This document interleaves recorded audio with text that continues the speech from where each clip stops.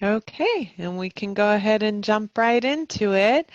Wanted to start off with introducing ourselves, and if you've been attending our webinars, you get introductions each time, and I'm starting to recognize folks who have been in our previous webinars, so I do apologize for some of the repeat, but want to make sure for folks who haven't come to the previous ones that you know who we are and why we're here. So we are part of the Teacher Effectiveness and Preparation team, which is housed within Human Resources within the San Diego County Office of Education. And our team works particularly with districts and universities around recruitment events, mainly districts around university, around recruitment events, and then we also provide support to educators in various stages of their professional development and professional growth through the multiple accredited programs that we have within our team. So I am Shive Jones. I am the Director of Teacher Effectiveness and Preparation. And with us today, we have a whole bunch of people from our team who will be facilitating the chat. So if you have any questions or comments today, feel free to use the chat. And if you even have questions as you make connections between today's webinar and previous webinars that we've offered, don't hesitate to ask those questions as well. Also in the room with us is Adina. I'll let you introduce yourself, Adina. Good afternoon. Thanks everyone for being here and welcome back for those of you that are joining us again. My name is Adina Sullivan-Marlowe. I'm a coordinator in the Teacher Effectiveness and Preparation Department for the County Office of Ed under Human Resources. I have worked in the classroom and at the district level, but worked in the business sector before coming to education. So welcome to all of you for being here. Thanks, Adina. And we also have with us our Executive Director of Human Resources, Chris Rising. Let me see who will be monitoring the chat along with Chad Lanting, who is a project specialist for teacher effectiveness and preparation, as well as Jana Anderson, who's also a project specialist for teacher effectiveness and preparation, and Carrie Morgan, who is a coordinator for teacher effectiveness and preparation. I hope to goodness I haven't missed anybody on our team. But before I get going, does anyone else on the team want to say anything before I go on?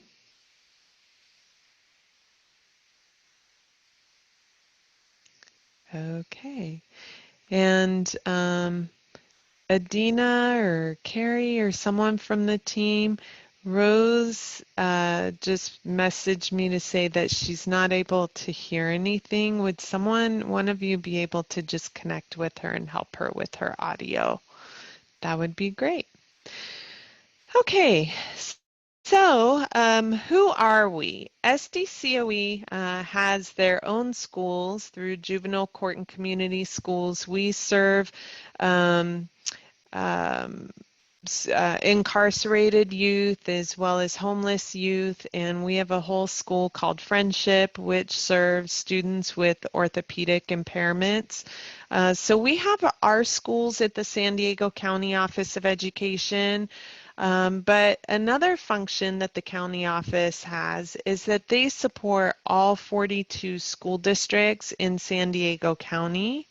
We also support 780 schools in those 42 school districts, 500,000 students, over 120 charter schools, and 5 community college districts within San Diego County. So I apologize, I just switched over. There we go. Okay. So what I think is important to know, and I failed to mention this yesterday, but important to know is that as the County Office of Education, we support all these entities. We support the districts and the charters and community college districts. We also support educators. We support students within this. However, we are not the hiring agency for any school district or charter school in San Diego County. So when it comes down to applying for positions or just inquiring about positions, you really want to contact the district or the charter school directly because SDCOE would not have that information. The other distinction I want to make is that San Diego County Office of Education is different from San Diego Unified School District. Sometimes people hear San Diego and they get a little confused. I think it's just hard to remember, but the county office serves multiple districts. San Diego Unified is its own school district. So I just wanted to make that clarification. So our objective is to make sure that when you come out of today's webinar, you know how to prepare for an education job fair, that you feel comfortable doing that you also understand job fair etiquette. So whether we're in a virtual environment or an in-person environment, there's still some etiquette to making sure that you make a good impression.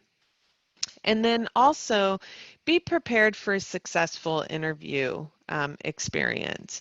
Now, today's webinar is going to focus mainly on teaching positions, teaching interviews, and we'll have some sample interview questions. But if you have questions about other types of interview questions in other positions, feel free to type in the chat and we'll be able to answer those. So let's talk about how do we prepare for the job fair. There are some things you want to do before you ever come to the job fair. And we have a virtual job fair on June 2nd, but there are going to be other job fairs coming up.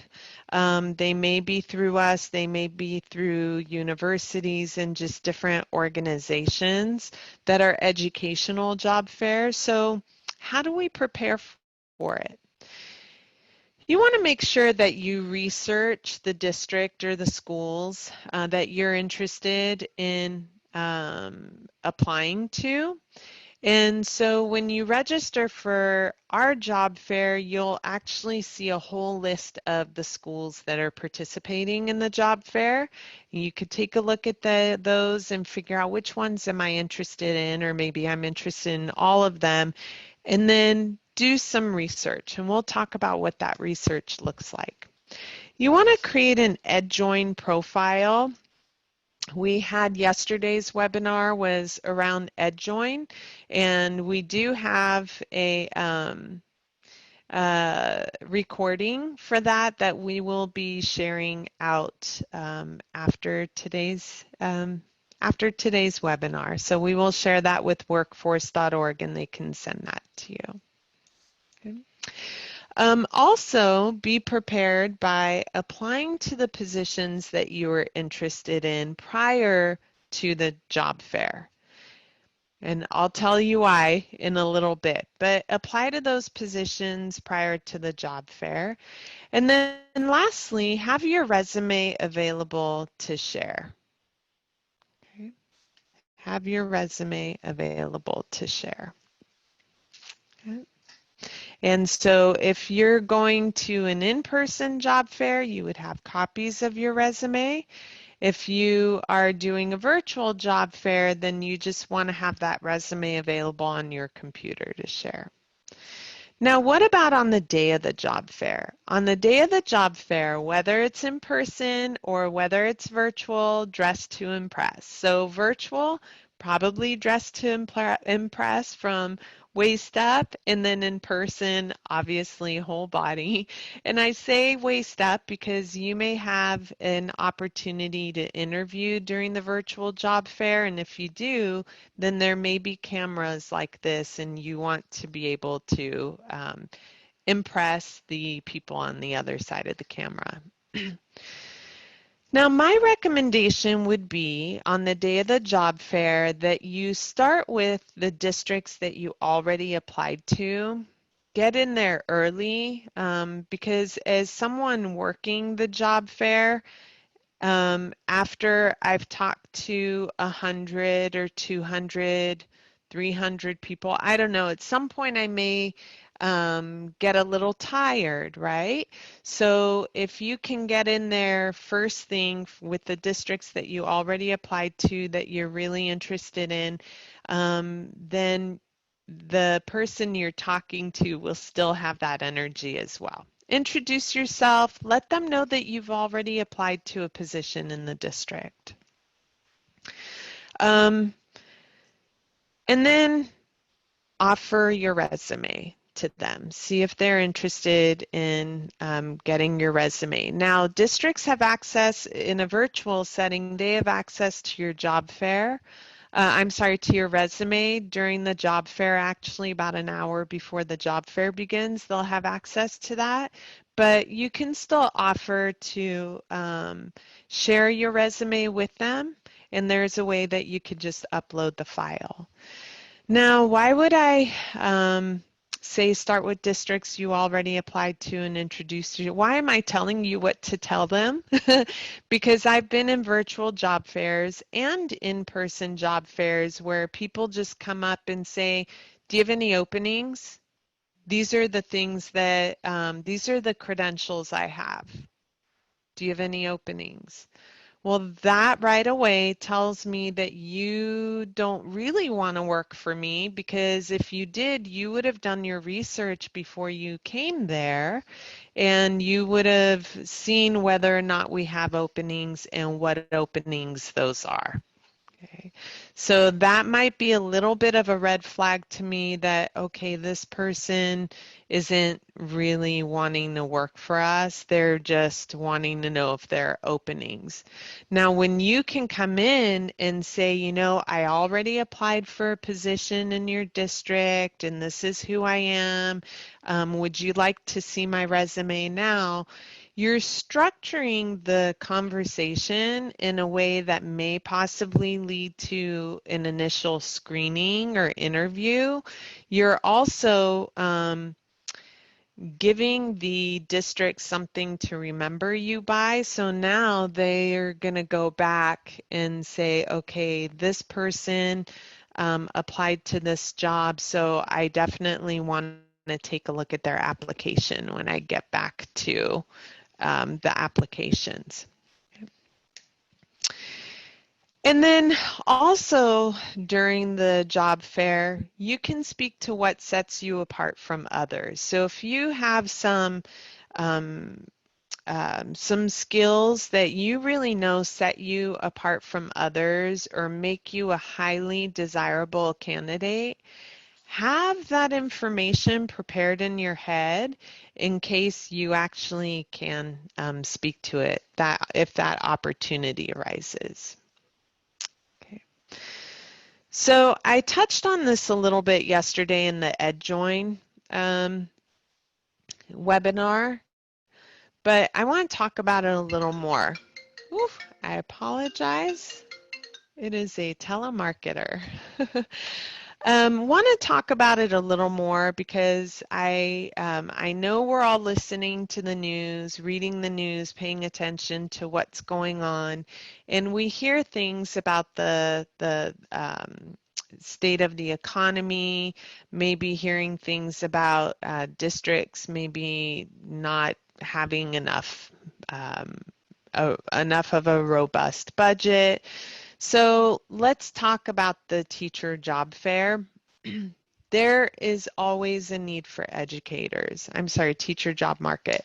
Always a need for educators. Always a need for educators. We cannot let students just come to school and not have someone structure their learning for them, whether it's online, whether it's some other type of remote form, or whether it's in person. So there's always a need for educators, especially in STEM areas. So that would be your science, technology, engineering, math. Special education, there's a huge need there. Charter schools are always looking for the best and the brightest. Okay. They're looking for credentialed teachers as well. I apologize. Now my dog is barking. This is turning out to be a fine webinar. The joys of working from home. And then we're also looking for bilingual educators. Okay. This is an area of need. And here in San Diego County, as you know, we're not that far from the border. And so inevitably, we are going to have students in our classrooms who are English learners, or they come from a home where there's another language in the home. And so bilingual educators, there's just a huge need for that. So what do the statistics tell us about the job market? We know that credential issuance is down. So that means what? It means people are not going into teacher prep programs the way they were even 10 years ago, 5 years ago. Okay, so as we look at graduation rates of folks coming out of teacher prep programs with a credential, that's down. We also know that over 30% of the teaching population is either approaching retirement age or they're of retirement age. Okay. So there are going to be retirements, and I think I mentioned this yesterday with everything that's going on with COVID, with the need to change our instructional practices into more of a remote type of setting. There are going to be people who say, you know what, this is just too much. And I've put in so many years, it's not worth the risk to my health, or I'm just ready to, be on a different type of schedule. So what about the hiring process? This is important to know that the paper gets you the interview in the hiring process. In other words, your application, your resume, your cover letter, your letters of recommendations, those are what gets you the interview. Now, the interview is what's going to get you the job. Okay, so yesterday we talked more about the paper part of things. Today we're going to talk about how do you get that job once you get the interview. And then the last thing with this is that once you get the job, always remember the then what. I have to keep this job. And so what are the things that I'm going to do to make sure that my performance is up to here so that I do stay employed? But let's talk more about the actual process of hiring. Okay. An applicant submits their application typically on EdJoin, and then once you submit your application, the district recruitment team sees it on their end, and they conduct a paper screening. Once they conduct the paper screening and they narrow down who they're going to interview, then the district puts together an interview team and they start to schedule interviews. And so you would either be invited to an interview via telephone, it might be via email, and it might even be through EdJoin. So in EdJoin, you might get a message there. So make sure that when you apply for a job that you're checking your emails. If you have a spam filter, you probably want to make sure you go into spam or junk mail and check that, and then also check EdJoin.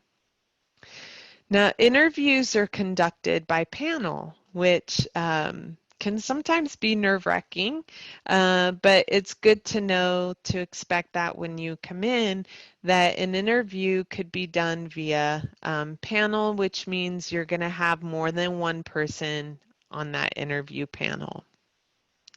So you do the interview, and then you receive an offer of employment. Offer of employment usually takes a couple days to a week because actually before you're able to receive an offer of employment, the employer is going to go back and check all your references. So let's talk about this scenario. You're invited to an interview tomorrow morning at 8 a.m. Okay. What are you going to do to prepare?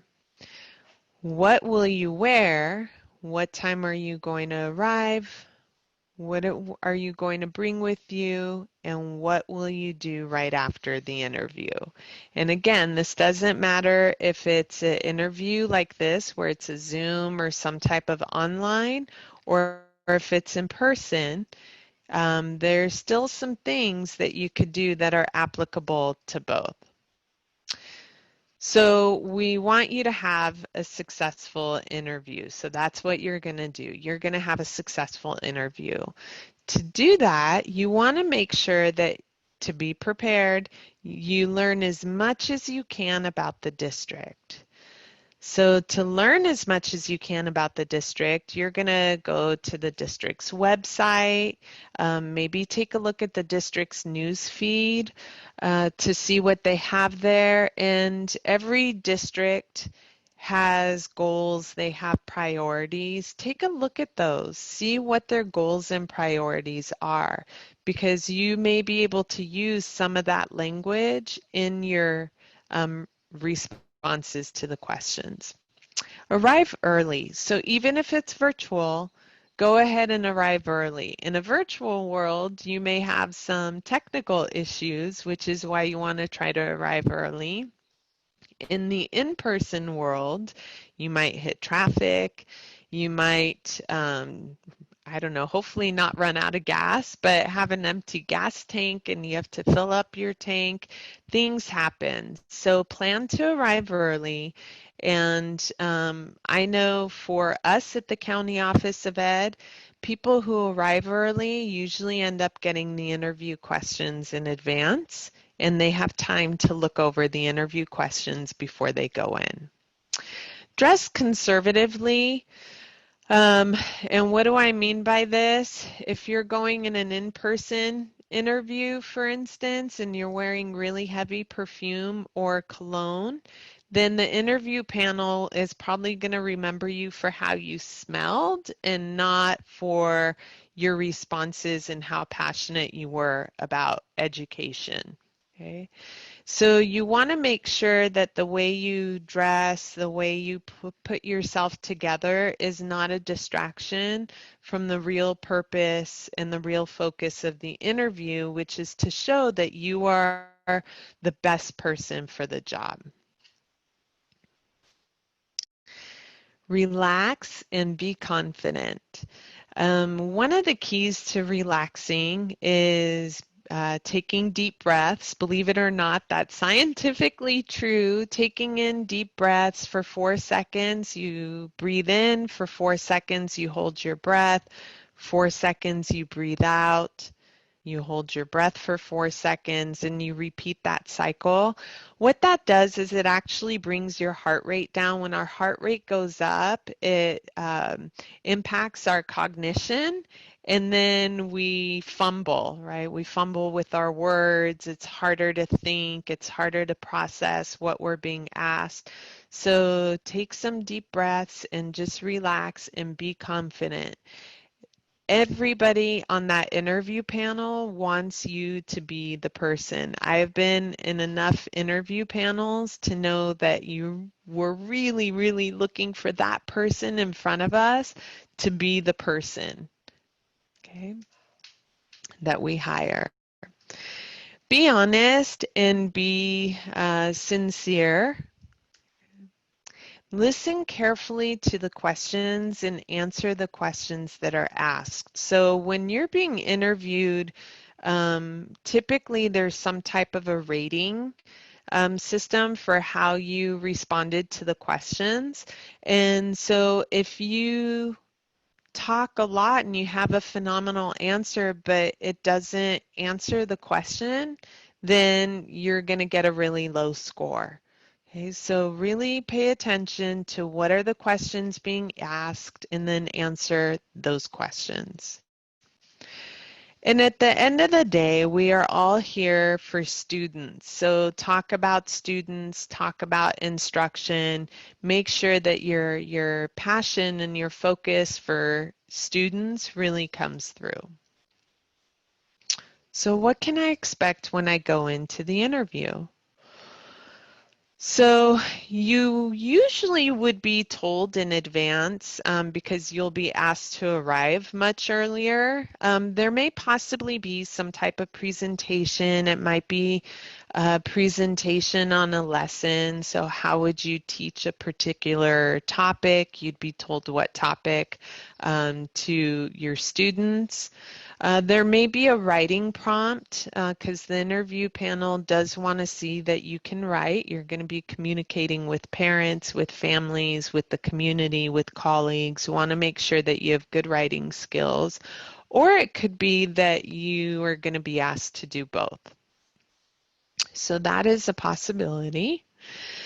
The interview panel can range from anywhere from 2 people to 10 people. It depends on the district and the school that you're interviewing for. I remember being on an interview and it blew me away. There were school board members there. And I was a little surprised by that. And there were about 8 people on the interview panel. Sometimes you will have the interview questions sitting on the table in front of you. So that to me is reassuring because I am more of a visual person and not so much auditory. And so when someone asks me a question, it's nice to be able to read the question along with them so that I could process. So what about answering the question? So the interview panel is going to ask you questions. I know on the panels I've usually been on, we just rotate around the room. So each person will take a question and they'll ask you. What I do want to pause for a second and say here is no matter who in the room is asking you the questions, make sure that when you answer, you look at everyone and not just one particular person. So develop the answers in your head before you respond. It's okay to have a 3 to 5 second delay before you answer the question. So develop that answer in your head before you respond, and then you can respond. If you don't understand a question, ask for it to be repeated or clarified. That's okay as well. You don't have to rush, but you also don't want to appear indecisive. Okay. So you do want to be concise. You want to make sure that you're focused on answering the question. At the same time, don't just rush to throw the answer out without thinking it through first. Answer the questions as directly as possible, and then start with the short answer and then go more in depth. So I'll give you an example. I might be asked a question like, so what is your classroom management, or what is your classroom management plan? What does your classroom management plan look like? So I would start with, well, it's important to me to have clear expectations. That's a short answer. And then I would elaborate on that. And what I mean by this is I would make sure that not only I would review my expectations with the class at the beginning of the year and perhaps periodically throughout the year, but I would also have my expectations posted up in the classroom so that students can see what those expectations are in writing on any given day. Okay. So that's an example of starting with a short answer and then going more in depth. Now we're sharing this recording with you. The PDF of this PowerPoint has been provided to you. We're also going to share just these questions with you so that you'll have these if you wanted to print them out. But here's some really common interview questions. Uh, Usually an interview is going to start with, tell us a little bit about yourself, or why are you the best teacher candidate for this school or district? So it'll be one question or the other. Now, I would not assume that everyone has had an opportunity to look over your resume, depending on um, whether you're the first person being interviewed or the fourth person being interviewed that day. The panel may or may not be able to review your application and your resume before the interview. They may not be able to review it until after the interview. So it's okay to highlight some of the things that you highlighted in your cover letter and in your resume during this time.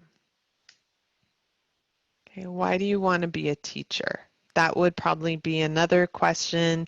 So you would see number 1, 2, or 3, but most commonly 1 or 2. Describe an instructional strategy that you recently utilized. So for those of you who maybe have not been in the classroom, I would just, it's okay to flat out say, well, I can't reference an instructional strategy directly in the classroom, but here's an example of how I have utilized a strategy in a group setting where I was doing some type of instruction or collaborating with a group in some way. So you can still bring it together. Don't be discouraged or shut down if something like this comes up and you haven't had classroom experience. You can pull from your professional experience in other realms. You may be asked, describe your classroom management system, and classroom management system being a basically expectations, okay, classroom expectations. What is your philosophy of education? What are your areas of greatest strength and weakness? Now, I've heard a few different HR people tell me, I don't know why, it just drives me crazy when people use their weakness as their strength. I want them to be real and really tell me what they see as their area of weakness, because that tells me that they're reflective about what they need to work on. They're honest with themselves.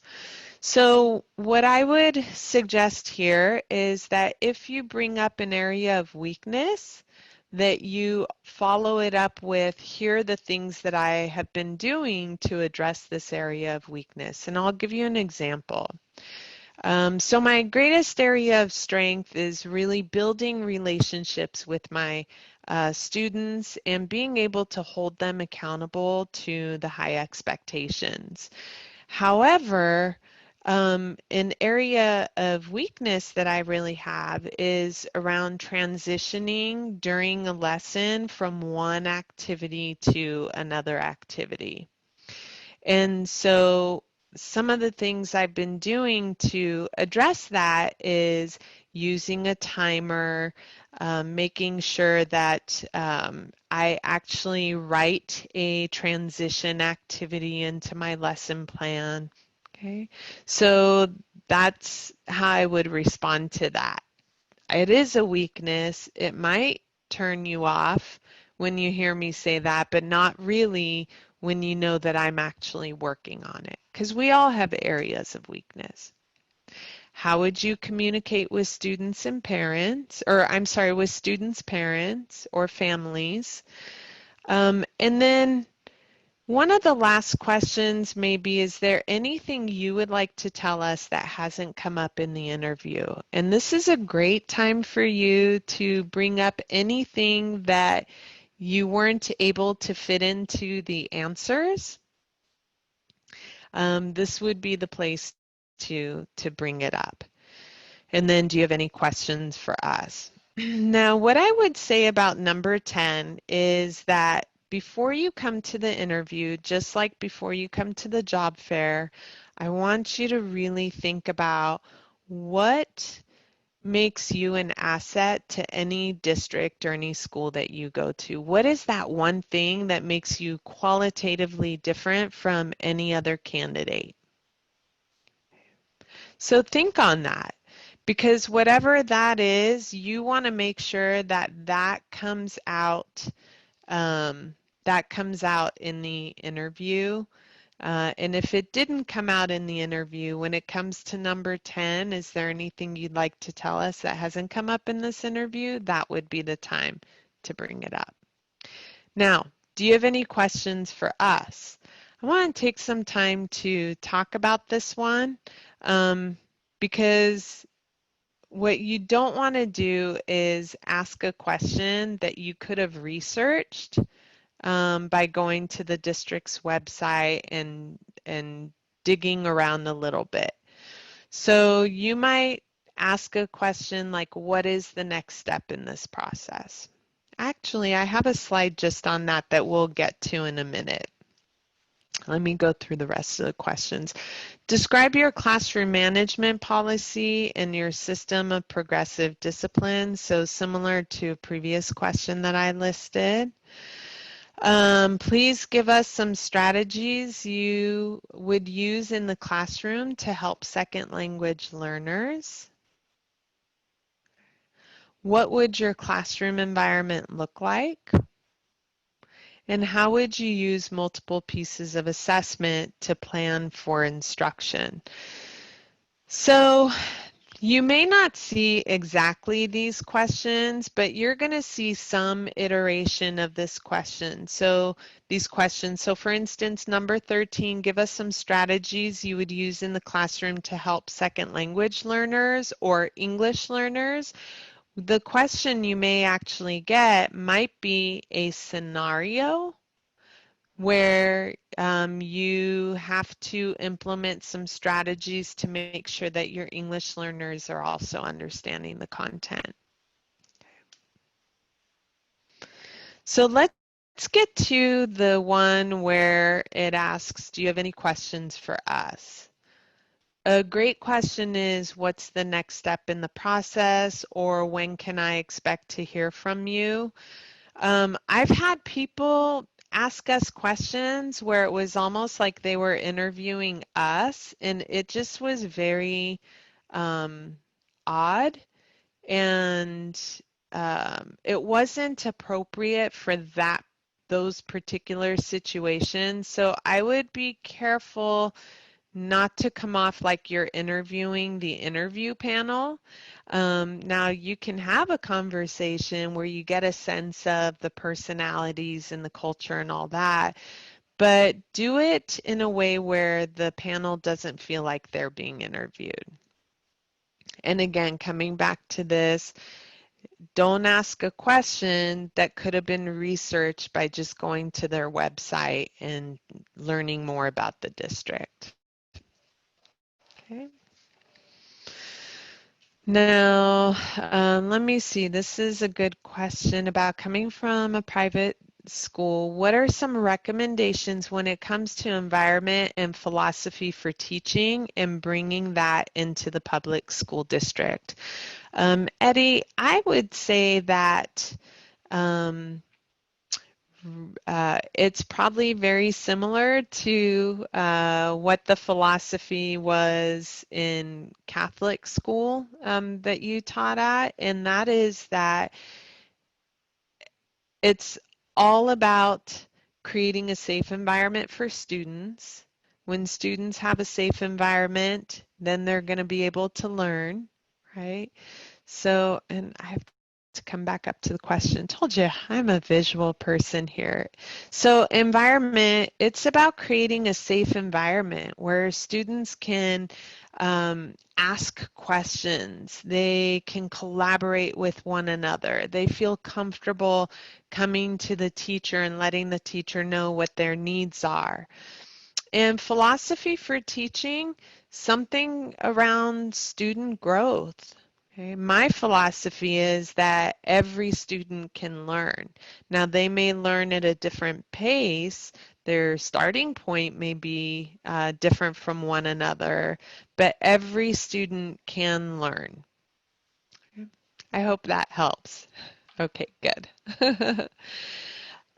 So talking about the virtual job fair and what to expect there, I am going to take a moment here to mute myself and hand it off to Adina, who has really done a wonderful job preparing this virtual job fair for everyone.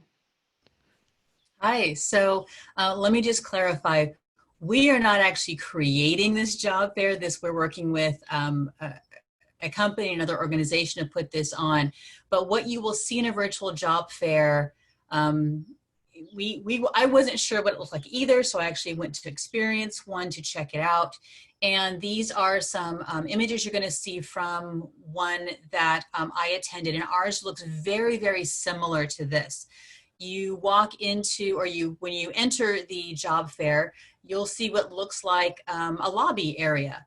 And you'll see a video up on the left and more information on the right. And then below that, you'll see where it says, Shiva, if you'll click for me, please.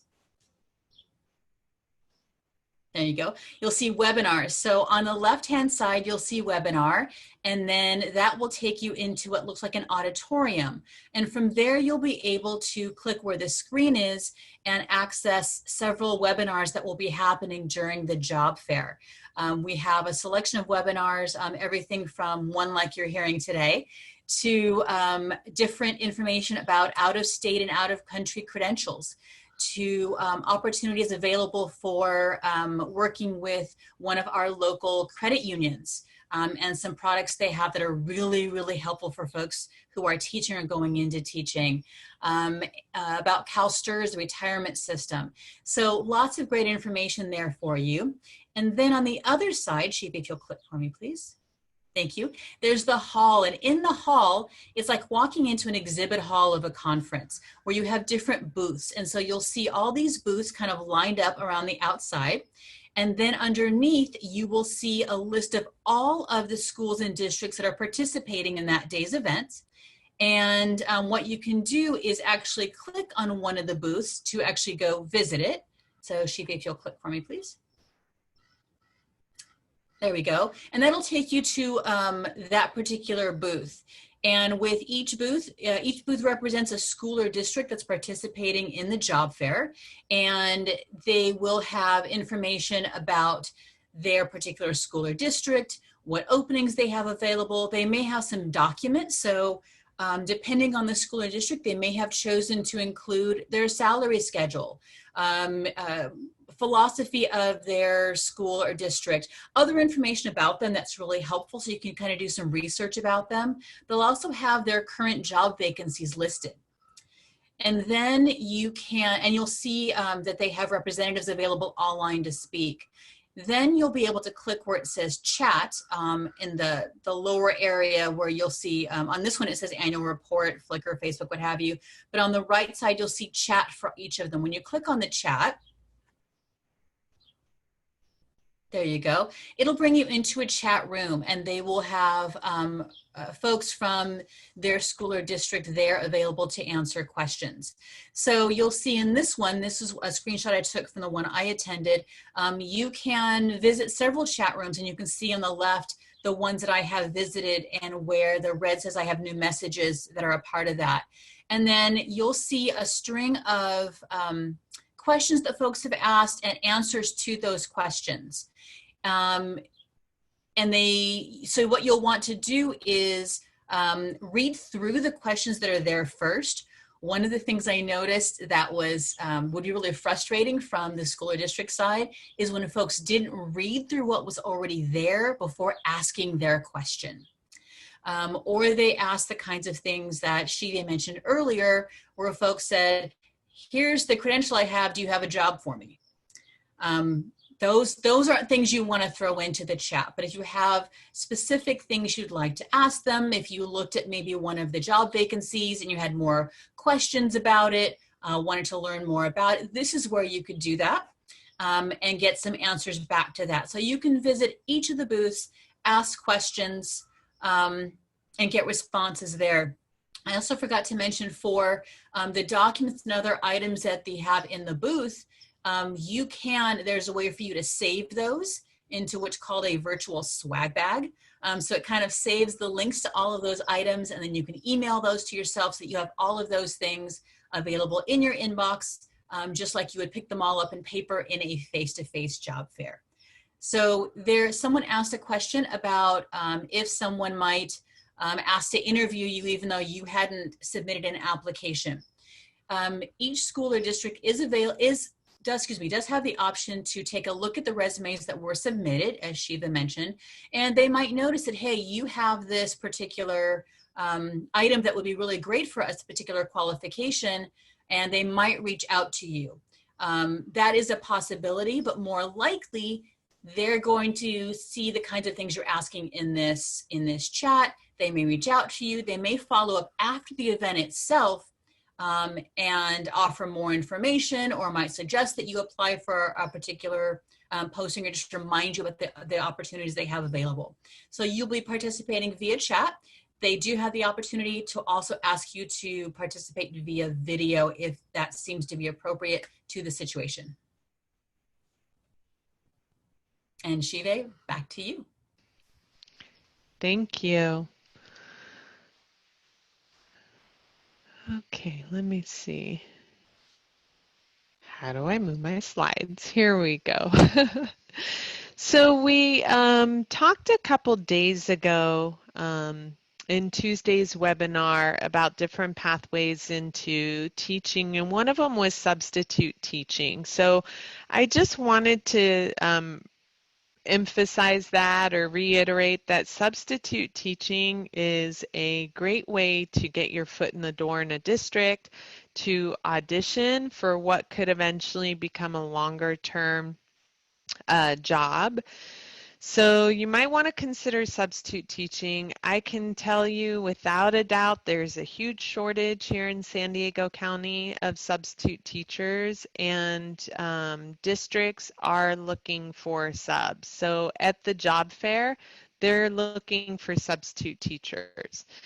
Now, to become a substitute teacher, you would typically apply to each district individually. Now, there are, I think there's one in particular, one region, it might be the smaller North County coastal districts where they have some type of a consortium. So you apply to one place and it puts you in the system to substitute in several of those districts, like Ensenada, it might be Encinitas, Del Mar, Cardiff, just those small coastal districts there. But for the most part, you would apply to the districts individually. When you do substitute, or if you decide to substitute, remember I said this is like an audition. So go above and beyond. You know who has all the power in a school? It would be the school secretary. So be very kind to her, be polite, be professional, make a good impression. But other ways to go above and beyond too is leaving a detailed note for the teacher. Making sure that you clean the classroom before you leave. Make sure the chairs are in order, that there aren't pieces of paper or pens, pencils, food crumbs laying around on the ground. These are all the things that would leave a good impression, and that teacher might end up requesting you again as a substitute, or the word is going to get around that, hey, this is a really good sub, and other people may specifically request you. So just a little bit there about substitute teaching. We do offer a substitute teacher training and recruitment. It's a nominal cost, but what we do is we have an entire day of training, and if it ends up where we can't do it in person this year, we've already arranged to have it online, have it be an online training.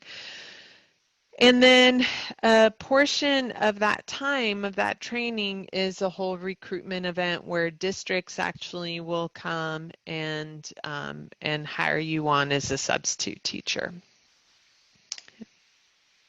So with that, I'm going to open it up to questions and at the same time give you just a final tip. Remember, I mentioned getting the job, but then you want to keep the job. Education community is a very, very small world. It doesn't matter if you're applying to a job in Northern California and you live in San Diego County. If you, um, you know, if for some reason the professionalism isn't here, even in San Diego County, you never know how that information can get out there to someone in a district in Northern California. So always maintain a professional demeanor, and remember that as educators, we are held to the highest community standards, not just to the standards of the law, but the highest community standards. So what that means is whether I'm in the classroom on my campus or out at the grocery store, I still need to maintain a certain level of professionalism and kindness towards the people who I interact with, because you just never know how that's going to have an impact on kids and on your own career, which is why I have the two little globes here with the eyes. It's a small world out there and people are watching and paying attention. We had an assistant superintendent the other day shared the example of someone coming in for an interview and they were really they were not too nice to the person working at the front desk. Well, that person at the front desk went and told them that. Okay, so guess what? That person probably would not be offered a job, because if you're treating the front desk person like that, how do you treat other people when you think that nobody's watching? And then the last thing, speaking of treatment, is that everything that we do for kids. And I think that that's something to always keep at the heart of just this whole job search and the job fair, the interview, whether you're going for a teaching position or a not teaching position. Once you're in education, every single thing that you do has an impact on students. In the classroom, it could be making a sarcastic comment could have a negative impact, but we didn't think anything of it, but it can ruin a child's entire day. Um, and then on the other end of that is being kind and creating a safe environment can have a huge impact on a student's learning. And someone once said, I've heard this a few times and it always makes me chuckle, and that is that remember that parents are not keeping the best at home and sending the worst off to school because they don't want to deal with them, right? So parents are sending these children that they love, that they cherish, to school for their education, and that's somebody's precious baby that we spend a significant amount of time with and we have a significant impact on. So if you are really looking to change careers and go into education, I would really do some reflection on that component and the impact that you want to have on students and their future, because every aspect of education has some kind of touch point that's going to impact students. So with that, we will open it up to questions, and we'd also like to thank you very much for attending this webinar and attending the series, and we hope to see you on June 2nd. The team and I will stick around if you have any questions for us. Okay. So what is the recommendation or approach if the district approach is the education remains virtual? Oh, I get it. If education remains virtual, what are the recommendations or approach? I think that's the question. There was a really great article, actually, Adina, you had shared it with us about all the different possibilities of what teaching may look like in the fall. And so, like Chad said in the chat, take some time to familiarize yourself with recommendations for teaching online, because there's a good chance that we're going to see some type of a hybrid model. There will be an in-person component, if there can be an in-person component. But there's social distancing, and so you can't have 30 or 40 students in a classroom anymore. So it is going to be hybridized in some way. There's a lot of good articles, and Adina just posted one that was probably the most comprehensive one I've seen yet. But take a look at what's out there and what people are saying on what classrooms are going to look like this fall. A master's degree in education, I'm interested in substituting. Let me see. I don't have classroom experience or credential. That is okay if you don't have classroom experience or credential. Subbing is a great way to get that experience so that when you do interview for teaching positions, you can speak to some of your experience.